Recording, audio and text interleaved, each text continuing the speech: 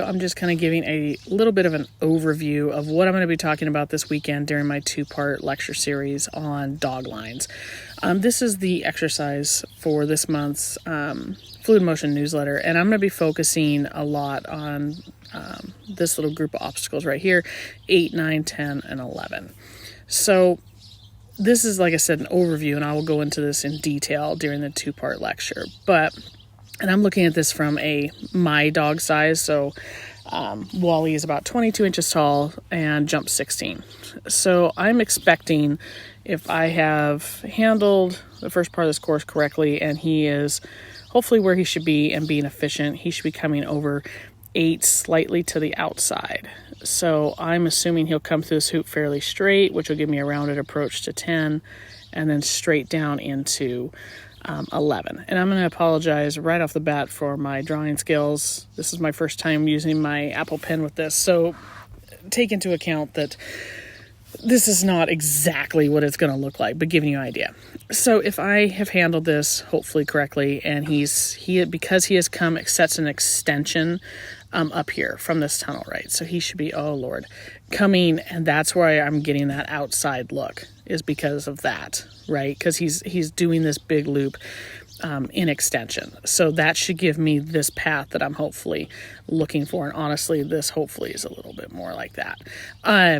Which should hopefully give me this nice look into number 11. But what if Wally is, for some reason, right up here and super close, and that's funky. Okay. Move my iPad so I can get a better drawing grip here. So let's say he comes from the inside and he kind of slices through this hoop. Well, now his path is looking like that, right? So now that is going to give me a 100% different approach to 10. So if he has come through 7 and 8, I've really collected him for whatever reason. So he's really inside. He comes to that hoop at a slice. That could be more of what my path is going to look like through there, right? A little less dramatic, but it's the pen, right? But so slicing through this hoop is going to give me, even coming through a hoop, and this would be made much worse by a jump. If he had slicing through that, definitely he's landing, up here, right? And coming around. So now, because we have, say, sliced through this hoop here, let me restart a little thing here. So if we have sliced a little bit more through 10, well, now what's going to happen is now he's doing this, right? And again, this is all kind of with a iPad.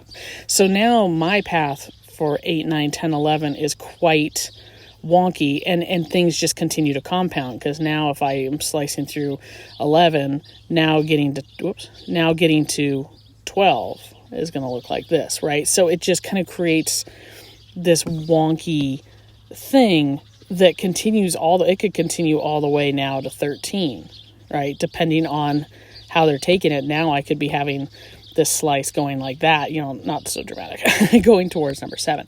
So just his path coming from, 6, 7 to 8, look at the difference of the path that can happen. And again, this is for a 20 inches-ish dog.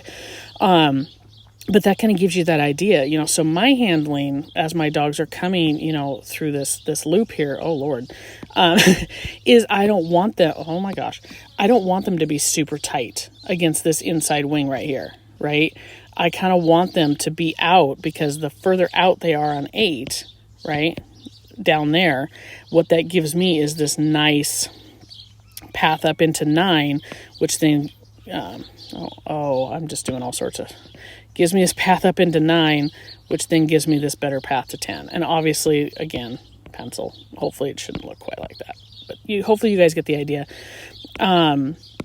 So this weekend, like I said, in the group, I am doing a whole lecture on dog lines, and we will go into depth on these lines and how you want handler assist with them, and all that sort of stuff, and how sometimes you would want, I'm going to remove this, how sometimes you would want a slice through a hoop and sometimes you would want straight, how sometimes you would want, your dogs to be nice and efficient and give you that nice path, versus sometimes I want my dogs to be a little wider because it creates a better path, right?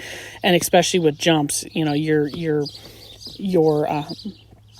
path definitely matters, because then there's also landing time, right? So like Wally lands out, so for him, he's going to most definitely land out from the jump, and then I have to work on his path from that.